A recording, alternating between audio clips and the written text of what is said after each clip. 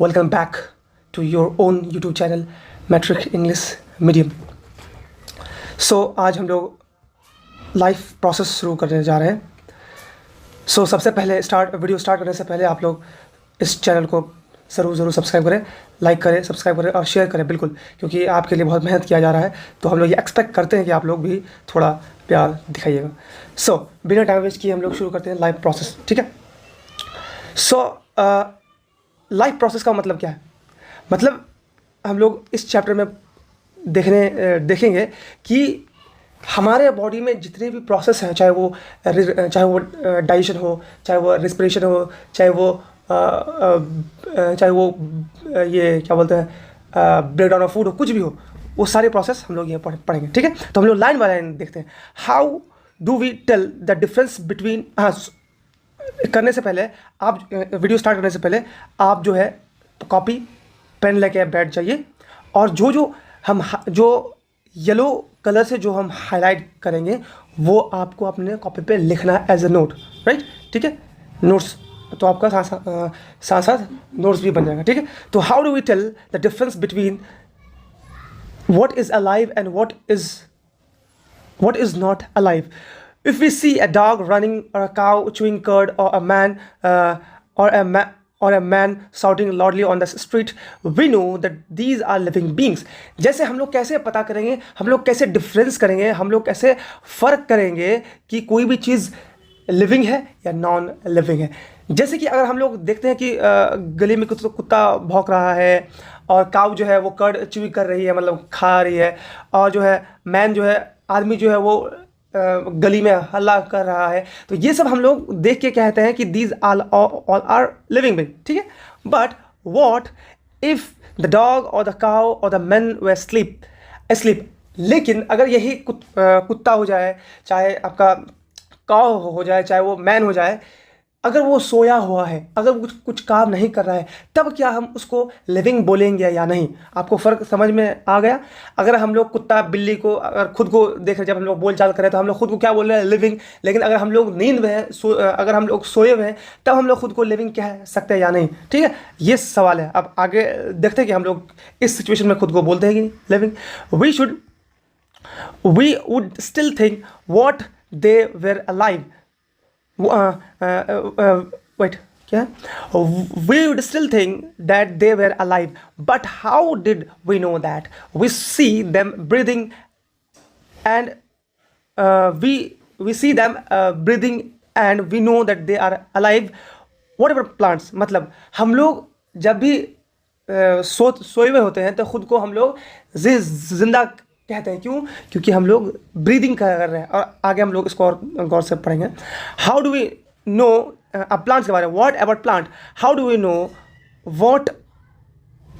How do we know that they are alive? We see them green, some of us will say, but what about the plant have leaves of colours other than green? जो हम लोग plants को देखते हैं, क्या हम लोग plants को देख कर क्या कहते हैं वो जिंदा है? अगर हम लोग जिंदा कहते हैं तो हम लोग बोलते हैं कि प्लांट जो है उसका कलर ग्रीन है, राइट। लेकिन वैसे प्लांट का क्या जो ग्रीन नहीं है, राइट, जिसके पास कलर नहीं है, जो ऑब्वियसली ग्रीन है, तो क्या वो जिंदा है या नहीं? देखिए, they grow over time, so we know that they are alive. Some will say in other word, we tend to think some short movement, either the growth related or not, as common evidence of alive. क्या बोल रहा है कि हम लोग देखते हैं कि वो बढ़ रहा है, और उसमें मूवमेंट है, मतलब बढ़ रहा है, मतलब हाइट था छोटा, वो फिर वो बड़ा हुआ थोड़ा, ठीक है, ठीक। तो यानी मूवमेंट हो रहा है, तब हम लोग उसको बोल रहे हैं लिविंग। बट ये एक ठोस एविडेंस नहीं है उसको जिंदा कहने के लिए, ठीक है। But a plant that is not visibly growing is still alive. Some animal can breathe without visible movement. लेकिन कुछ ऐसे प्लांट हैं कि जिसको हम लोग देख नहीं सकते कि वो बढ़ रहा, बहुत माइनर सा उसमें चेंज आ रहा है। और कुछ ऐसे प्लांट हैं जो ब्रीथ कर रहे हैं लेकिन हमको दिख नहीं रहा है, कुछ ऐसे ऑर्गेनिज्म है। तो क्या हम लोग उसको लिविंग बोलेंगे? Using visible movement as a defining characteristic of life is not enough. इसीलिए हम लोग जो है लिविंग को ऐसे डिफाइन नहीं करेंगे कि कोई चीज़ में मूवमेंट हो रहा है, कोई चीज़ ब्रीथ कर रहा है तो वो लिविंग ऑर्गेनिज्म, बिल्कुल नहीं। मतलब हम लोग क्या देखें इतने लाइन में कि कोई चीज़ अगर जिंदा है तो अगर उसमें मूवमेंट हो रहा है या उसका ग्रोथ हो रहा है तो वो जो है बेसिक क्राइटेरिया नहीं होगा कि वो जिंदा है या नहीं। अब क्या क्या होगा आगे देखते हैं। वैसे हम लोग क्लास 8 में, हम लोग बचपन की क्लास में ये सब पढ़े हैं कि अगर कोई चीज़ ग्रो हो रहा है, कोई चीज़ सांस ले रहा है तो वो जिंदा है, लेकिन अभी हम लोग वो नहीं करेंगे। Movement of a small scale will be visible to the naked eye. Movement of the molecule, for example, is this a visible molecular movement necessary for life? If we ask this question to professional biologists, they will say yes. In fact, viruses do not show any molecular movement in them until they infect some cell, and what is partly why and that is partly why there is a controversy about whether they are truly alive or not. अब यहाँ पर क्या बात बोल रही है, क्या हो रहा है कि अगर हम लोग कुछ जो स्मॉल स्केल में अपने नेकेड आई में हम लोग मॉलिकुलर मूवमेंट को नहीं देख पाते हैं, ठीक है, इनविजिबल है, लेकिन अगर क्या मॉलिकुलर मूवमेंट हो रहा है कोई ऑर्गेनिज्म में, तब क्या हम उसे कहेंगे कि वो लाइफ उसमें एग्जिस्ट कर रहा है? क्यों? क्योंकि अगर ये सवाल किसी बायोलॉजिस्ट से पूछा जाता है वायरस के बारे, तो बायोलॉजिस्ट क्या कहते हैं कि वायरस जो है वायरस जो है उसके जो वायरस है वो जो है उसमें कोई मॉलिक्यूलर मूवमेंट नहीं होता जब तक कि वो किसी होस्ट ऑर्गेनिज्म, मतलब ये वायरस है और ये आप है, राइट, जब तक ये आपके बॉडी के अंदर इनकॉर्पोरेट ना चले जाए ये वायरस डेड रहता है। मतलब वायरस कब डेड रहता है? जब वो आपके बॉडी से बाहर रहता है। और जब वो आपके बॉडी के अंदर आता है by the help of wind, water, contaminated water etcetera, तब वो उसको हम लोग जिंदा बोलते हैं, ठीक। तो ये बात है। सो अब हम लोग क्या देख रहे हैं, why are molecular movement needed for life. मतलब मॉलिक्यूलर मूवमेंट क्यों ज़रूरी है हमारे ज़िंदगी के लिए। We have seen in earlier classes that living organism are well organised structure. They can have tissues have cells have smaller component in them। कि हम लोग अपने क्लासेस में, पिछले क्लासेस में क्या देखे हैं, जो वेल स्ट्रक्चर ऑर्गेनिज्म है, लिविंग ऑर्गेनिज्म है, वो टिश्यू के बने होते हैं और टिश्यू सेल्स के बने होते हैं, और सेल्स जो है छोटे छोटे स्मॉलर कंपोनेंट के बने होते हैं, ठीक है। Because of the effect of the environment, this organised ordered nature of living structure is very likely to keep breaking down over time. If order breaks up, the organism will no longer be alive. So living creature must repairing and maintaining the structure. Since these structure all compound molecules, they must move molecule in all time. ये important line है, यहाँ से यहाँ important line है। मतलब कि जो sales हैं, जो टिश्यूज़ हैं, वो छोटे छोटे मॉलिक्यूल्स के बने होते हैं, ठीक है। अब वो टूटते भी हैं, वो बनते भी हैं, वो ब्रेक डाउन करते हैं, ठीक है। और वो ब्रेक ना करे, मतलब हम जो खाना खाएं वो ब्रेक ना हो, जो मॉलिक्यूल्स है वो ब्रेक ना हो, वो नहीं बने, वो रिपेयर ना हो, तो क्या होगा, हम लोग जिंदा नहीं कहला जाएंगे। मतलब अब इसको थोड़ा देखते हैं आगे, क्योंकि ऑल लिविंग क्रिएचर जो है अब वो रिपेयर करता है खुद को अपने मेंटेन करने के लिए, अपने बॉडी स्ट्रक्चर को। ये लाइन देखिए, अपने बॉडी स्ट्रक्चर को। Since made up of molecule they must move molecule all the time। ये इंपॉर्टेंट है।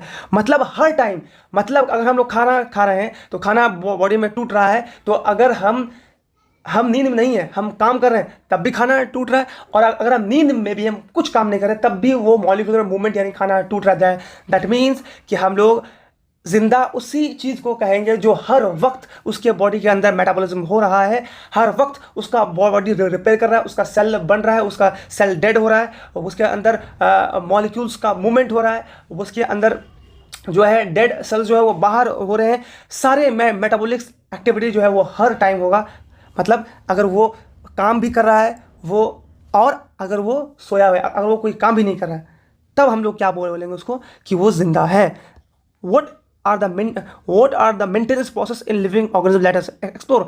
अब हम लोग एक्सप्लोर करते हैं कि मेंटेनेंस जो था, अब मेंटेनेंस जो है कि कोई भी लाइफ जो लिविंग ऑर्गेनिज्म है वो कैसे खुद को मेंटेन करता है। अच्छा, इसमें जो है इस पैरा में आपका इंपॉर्टेंट लाइन अगर देखा जाए तो आप हाईलाइट कर देते हैं आपके लिए यहाँ पर।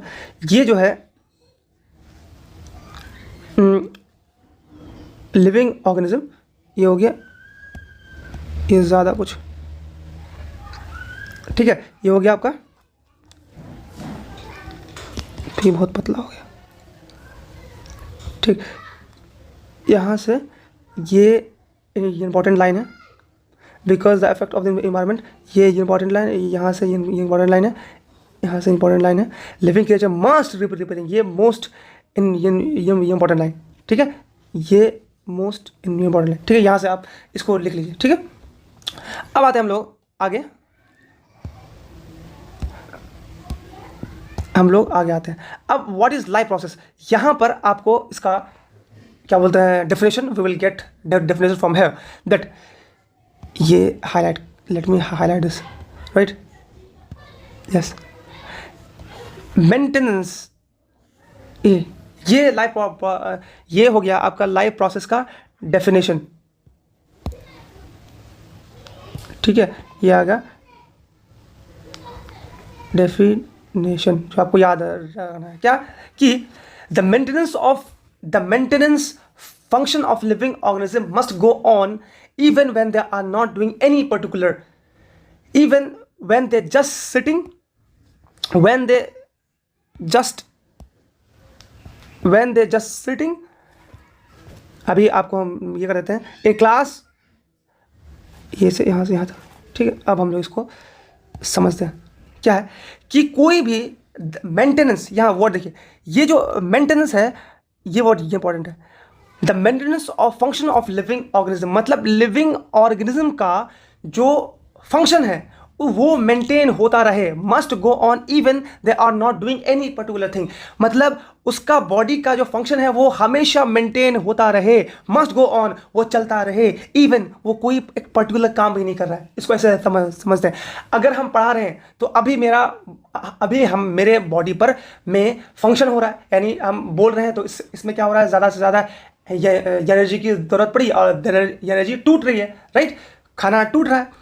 बट अगर हम वहीं सो जाएं तब भी वो खाना टूटना चाहिए, यानी हम कुछ काम कर रहे हैं तब भी हमारा जो है लाइफ का मेंटेनेंस होना चाहिए, मतलब डाइजेशन, रिस्पिरेशन, ये सब लाइफ प्रोसेस चलना चाहिए। अगर हम काम भी कर रहे हैं और हम काम नहीं भी कर रहे हैं, अगर सोए हुए भी हैं, या हम लोग क्लास में हैं, या हम लोग सोए हुए हैं, this maintenance job has go on, ये मेंटेनेंस जो बॉडी का मेटाबॉलिज्म है, बॉडी का जो ये मेंटेनेंस है, ये फंक्शन है, ये ब्रीदिंग है, ये डाइजेशन है, ये रिस्पिरेशन, ये चलता रहना चाहिए, ठीक है। This the process which together perform the maintenance job are called life process, और जो हमारे बॉडी को मेंटेन करने के लिए जो प्रोसेसेस होते हैं उसको हम लोग बोलते हैं लाइफ प्रोसेस। अब मेंटेनेंस कौन आ गया, respiration, digestion,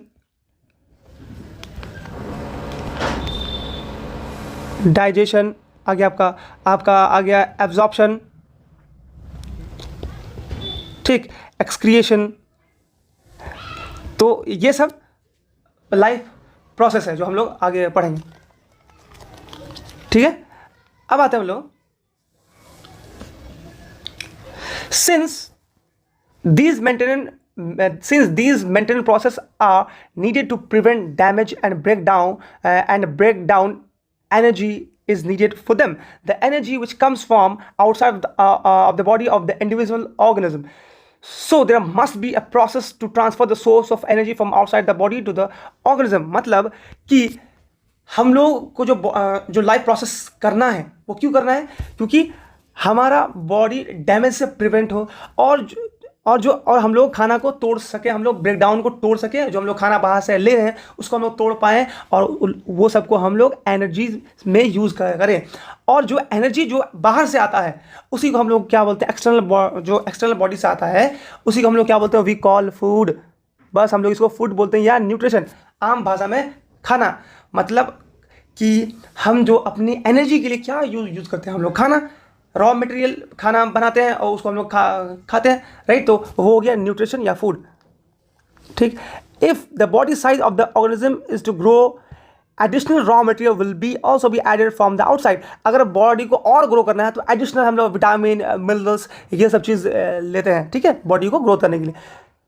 Since life on the earth depends on the carbon-based molecule, most of these food sources are also carbon-based. Depending on the complexity of this carbon source, different organism can then use different kind of nutritional process. यानी जो हमारा human body है वो किसका बना हुआ है?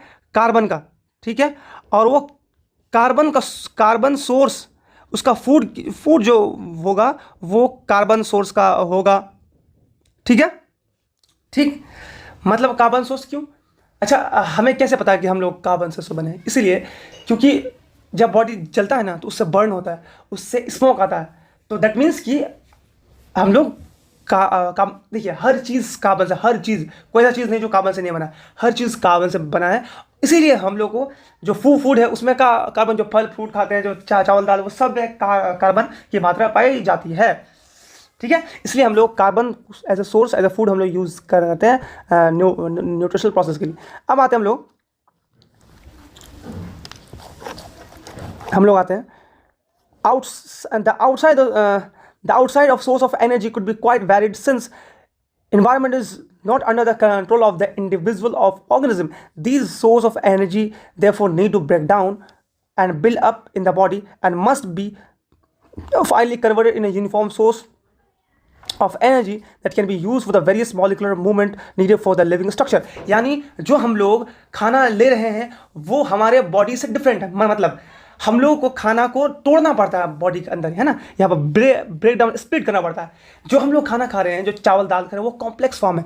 क्या कॉम्प्लेक्स फॉर्म में जो हम लोग उसमें जो कार्बोहाइड्रेट है,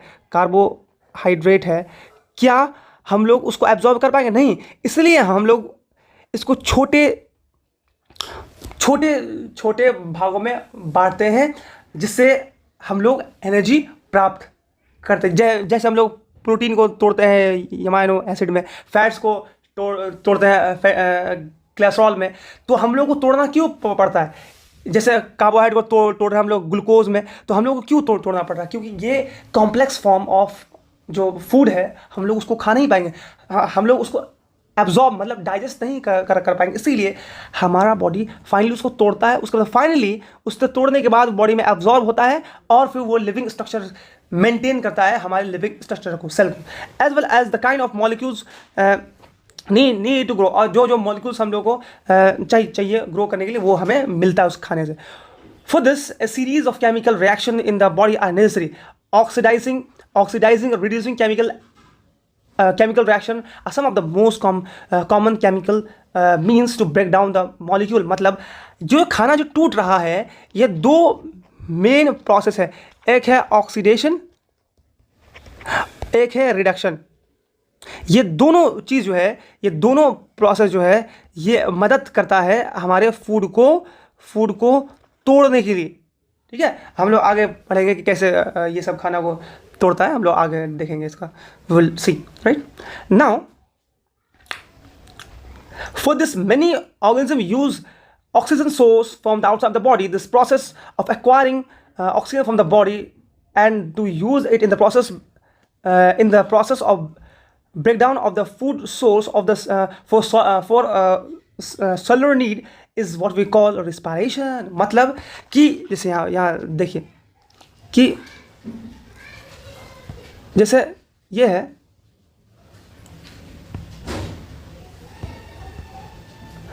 जैसे ये हमारा फूड है, ठीक है।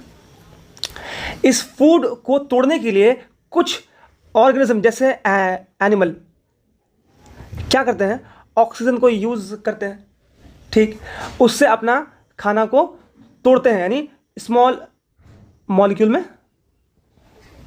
तोड़ते हैं। लेकिन कुछ जैसे फूड आप जैसे फूड लेते हैं कार्बोहाइड्रेट, वो ऑक्सीजन के प्रेजेंस में टूटता है, ठीक, और वो हमको क्या देता है, C6H12O6 प्लस एनर्जी, ठीक, और प्लस वाटर और कार्बन डाइऑक्साइड क्या है पहले, ठीक। ये कार्बन, ये खाना टूटा, तो ये सब कौन यूज़ करता, एनिमल ऑक्सीजन को यूज़ करता है, ठीक है। बट अगर कार्बोहाइड्रेट लेकिन कार्बोहाइड्रेट देखा जाए, सेम चीज़ होता है इन द CO2, सेम चीज़ होता है प्लांट में। अगर प्लांट के पास कार्बोहाइड्रेट है तो वो ऐसे तोड़ेगा in the presence of carbon dioxide, ठीक। एक केमिकल रिएक्शन आपको दिखाते हैं, जैसे C6, आगे आप पढ़िएगा तो I think we should not waste the time, बस इतना समझ लिए। प्लांट जो है वो CO2 यूज़ करता है एज अ रॉ गैस, ठीक है, अपने बॉडी मेटाबॉलिज्म के लिए, ठीक। तो ये हो गया आपका आई थिंक, ठीक है। अब आते हैं हम लोग की किसमें, in the case of single cell organism, no, कहाँ थे हम लोग, यस। तो हम लोग इसी प्रोसेस क्या बोलते हैं, पहले ये देख लें, इसी प्रोसेस क्या बोलते हैं, रेस्पिरेशन, यानी फूड टूट रहा है। Food, what is the respiration? Respiration is the process in which food is broken down in the presence of oxygen. तो आप इसको you must have highlight this, ठीक है, आप इसको हाईलाइट कर, this process of acquiring oxygen from the body break down source which what we call respiration, ठीक है। ये यहाँ से ये इंपॉर्टेंट था, ठीक है। आप ये भी लिख सकते हैं, ठीक है। तो ये हो गया। अब इन द केस ऑफ, अब सिंगल सेल, ये तो आपका प्लांट और एनिमल की बात थी, but single, in the case of single cell organism, no specific organ for taking in food, exchange of gases और removal of waste may be needed because the entire surface of the body in contact with the environment। देखिए, जैसे कुछ single cell जैसे amoeba है, इसके लिए अपना specific कोई और ऑर्गन नहीं होता है जिससे कि ऑक्सीजन अंदर आए, कार्बन डाइऑक्साइड बाहर आए, या कोई भी गैस एक्सचेंज हो, या जो फूड या खाना जो फूड ले रहा है वो किसी माउथ से जाए, उसका कोई अपना एक स्पेसिफिक माउथ नहीं होता है, जैसे हम लोग का ऑर्गन होता है।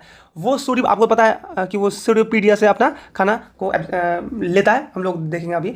तो हम क्या बोल रहे हैं, सिंगल सेल जो है इसलिए नहीं होता क्योंकि वो खुद एक बहुत से सिंगल सेल, उसका बॉडी कॉम्प्लेक्स नहीं है, तो वो जो है वो उसका पूरा बॉडी सरफेस जो है वो जो है इन्वायरमेंट में एक्सपोज है, वो कहीं से भी अपना खाना ले सकता है, उसके लिए खास ये नहीं है, ठीक है। But what happens when the body size of the organism increases and the body design become more complex? In multicellular organisms, all the cells may not be in the direct contact with the surrounding environment. Thus, simple diffusion will not meet the requirement of all cells. That means, और एक चीज़, जो amoeba में खाना आता है या oxygen आता है, ये डिफ्यूज़न के मदद से आता है, और डिफ्यूज़न जो है वो बहुत स्लो प्रोसेस है, बहुत स्लो, मतलब 5-6 घंटे में आपका ऑक्सीजन आएगा। तो अब बात यहाँ हो रही है कि अगर बॉडी जो है बहुत कॉम्प्लेक्स है, ठीक है, और उसका बॉडी डिज़ाइन बहुत कॉम्प्लेक्स है, वो बड़ा है और वो कॉम्प्लेक्स है, मतलब उसमें डाइजेशन, रेस्पिरेशन सब कुछ हो रहा है, उसके सेल्स मल्टी सेलुलर है, एक सेल नहीं, उसमें बहुत सारे सेल्स हैं, और सारे सेल्स जो है वो एनवायरमेंट्स में से कॉन्टेक्ट नहीं है। क्या हमारा सारा सेल्स एनवायरमेंट के कॉन्टेक्ट में नहीं है? सिर्फ स्किन है, राइट, लेकिन इस स्किन के अंदर सारे सेल्स हैं, तो वो कॉम्प्लेक्स बॉडी हुआ। तो हमारा जो बॉडी है वो कॉम्प्लेक्स है, तो वो डिफ्यूज़न के मदद से अपने खाने को पूरा नहीं कर सकता, अपने गैस को एक्सचेंज नहीं कर सकता, ठीक है। तो ऐसा है, मतलब अगर मान लिया हम सांस लिए और अगर ब्लड के थ्रू ऑक्सीजन पूरे बॉडी में नहीं जाता तो क्या होता है, ब्लड के थ्रू ना अगर नहीं जाता, अगर डिफ्यूजन के थ्रू मतलब एयर के थ्रू जाता तो क्या होता है, हमें ऑक्सीजन जो है ना 5, 6, 7, 10 घंटे बाद मिलता, बहुत स्लो होता, और हम लोग तभी तक मर जाते। लेकिन our body is so complex, our body need immediate oxygen for the metabolism, ठीक है। तो ये बात है इसमें, ठीक। तो वीडियो बहुत लंबा, आई थिंक बस ये खत्म हो जाएगा, ठीक है। So we have seen the previously how in multicellular organism various body part have specialised in the function they perform. We are familiar with the idea of these specialised tissues with their organisation in the body of organism. It is therefore not surprising that the uptake of food and of the oxygen also be the function of specialized tissue. However, this poses a problem since the food and the oxygen are now taken up to one place to the body of organism while other part of the body need them. This situation create a need of transportation for the carrying of food and oxygen from one place to another place. When the chemical reaction use carbon source, the carbon for energy generation, they create byproduct and are not that are not only useless for the cells of the body, but they could be harmful. These waste byproduct therefore needed to remove from the body and discarded out what we call excretion. इसमें दो process के बारे में बताया गया है. देखिए यहाँ से यहाँ तक क्या बताया जा रहा है कि जो हम लोग खाना खाएं, फूड हम लोग लिए, मुंह से फूड लिए और नाक से ऑक्सीजन लिए, that oxygen must be transported through out the body. मतलब अगर सिर्फ हमारे माउथ को अगर खाना मिल रहा है और पूरे बॉडी में नहीं जा रहा, तो क्या खाना, क्या टिश्यू जिंदा रह पाएगा? टिश्यू तो पूरे बॉडी में. तो पूरे बॉडी को हमें, पूरे बॉडी टिश्यू को we need oxygen and food. So we must have a mechanism, that mechanism is called transportation. इसके लिए हम लोग को सर्कुलेटरी सिस्टम दिया गया है, जिससे कि खाना, जो फूड खा रहे हैं और जो ऑक्सीजन ले रहे हैं, वो उस सर्कुलेटरी सिस्टम के थ्रू पूरे बॉडी में जा पाए. ठीक है, तो ये हो गया. अब यहाँ से यहाँ तक हो रहा है क्या बात, कि जो हम लोग खाना खाएं, जो खाना मेटाबलाइज हो गया, जो खाना बॉडी में टूट गया, अब वो उस खाने को हम लोग यूज़ कर लिया और उस खाने के साथ साथ बाय प्रोडक्ट भी निकाला गया है, बाय प्रोडक्ट. और वो बाय प्रोडक्ट जो है वो यूजलेस ही नहीं है, उसके साथ साथ वो बॉडी के लिए डेंजर भी है. मतलब अगर बॉडी में बहुत दिन तक रह जाएगा तो वो बॉडी को ख़राब कर देगा, वो बॉडी को, मतलब हमें डिजीज़ होने लग जाएंगी. अगर फॉर एग्जांपल किसी का 5 दिन से अगर मतलब यूरिन नहीं हो रहा है, तो उसके ब्लड में प्रॉब्लम आना शुरू हो जाएगा, राइट. तो बहुत सारी प्रॉब्लम्स, एक नहीं बहुत सारे प्रॉब्लम आएंगे. So we must have any process which excrete these kind of useless product which is metabolized by our body. ठीक है, तो this process, उस process को हम लोग बोलते हैं excretion. What is excretion? Excretion is a process in which body excrete its byproduct from, ठीक है, for our survival. So यहाँ पर देखा जाए. So again, if the basic rules for our body, so for our body design in the multicellular organism are followed, special tissue for excretion will be developed, which means the transportation system we need to transport waste. We need to transport waste away from the body called excretory tissue. इसीलिए हम लोगों को body के अंदर जो multicellular organism है, उसमें जो है we need transportation system as well. We need that transporting system which excrete the by product. इसलिए हमको एक्सक्रीटरी टिश्यू चाहिए. ठीक है, अब हम लोग लेट अस कंटिन्यू करेंगे कि क्या क्या होता है इसमें, हम लोग क्या क्या पढ़ेंगे, न्यूट्रिशन, डाइजेशन पढ़ेंगे. देखिए, आपको यहाँ पर ज़्यादा कुछ नोट्स में लिखने की ज़रूरत नहीं है. आप ये लिख लें, ठीक है, और उसके बाद ये लिख लीजिए. ठीक, वो उसके बाद आपको ख़ास अगर आप चाहें तो ये भी आप यहाँ पर मेंशन कर सकते हैं. ठीक है, मतलब ट्रांसपोर्टेशन के बारे, मतलब ये प्रॉब्लम सिंस ऑक्सीजन. ठीक है, ये कर सकते हैं. और यहाँ पर आप ये भी कर सकते हैं, दीज बाय प्रोडक्ट कोएक्सक्रीशन. ठीक है, बस इतना. यहाँ अभी कुछ दम नहीं है, हम लोग आगे देखेंगे. ये सब में अच्छा खासा यहाँ हम लोग जो पढ़ेंगे, यहाँ पर देखेंगे, इसमें बहुत अच्छा, ये सब में आपको नोट्स मिलेगा अच्छा खासा. ठीक है, सो इस वीडियो को हम लोग यहीं से ख़त्म करते हैं. ठीक है, हम लोग फिर नेक्स्ट वीडियो में हम लोग मिलेंगे और हम लोग देखेंगे कि किस तरीके से हम लोग को जो है हम लोग ने ये फर्स्ट लेक्चर था, हम लोग लास्ट फिर ये इसके बाद एक फर्स्ट लेक्चर है, उसके बाद जो लेक्चर आएगा उसमें लोग न्यूट्रिशन पढ़ेंगे. और जो इसका जो क्वेश्चन आंसर है, ठीक है, ये कहाँ गया जी, इसका जो क्वेश्चन आंसर है आप यहाँ दिखा दें हमको. ये क्वेश्चन आंसर आपको, पेन कहाँ गया आखिर,